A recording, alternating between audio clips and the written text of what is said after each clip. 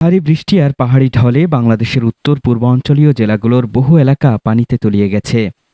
সিলেট, সুনামগঞ্জ ও মৌলভীবাজারে ১৮ লাখ মানুষ পানিবন্দী হয়ে পড়েছে। সবচেয়ে ভয়াবহ অবস্থা বিরাজ করছে সিলেটে। আতঙ্কে দিন পার করছেন সুনামগঞ্জবাসীরাও। চারিদিকে বন্যার পানি, কোনো কোনো সড়কে নৌকা চলছে। তলিয়ে গেছে মানুষের বসতঘর, বিভিন্ন শিক্ষা প্রতিষ্ঠান, ব্যবসা প্রতিষ্ঠান, সরকারি বেসরকারি প্রতিষ্ঠান। নিজেদের বসতবাড়ি তলিয়ে যাওয়ায় অনেকে আশ্রয় কেন্দ্রগুলোতে আশ্রয় নিয়েছেন। কেউ কেউ ছোট্ট খুপড়ি করে রাস্তার পাশেই মানবেতর জীবনযাপন করছেন। এদিকে শুক্রবার সিলেটের বন্যা পরিস্থিতির কিছুটা উন্নতি হয়েছে। জেলার বিভিন্ন উপজেলা ও নগরীর বন্যা কবলিত এলাকা থেকে পানি নামতে শুরু করেছে। পানি কমতে থাকায় আশ্রয় কেন্দ্র ছেড়ে যাওয়ার প্রস্তুতি নিচ্ছেন পানিবন্দী মানুষেরা।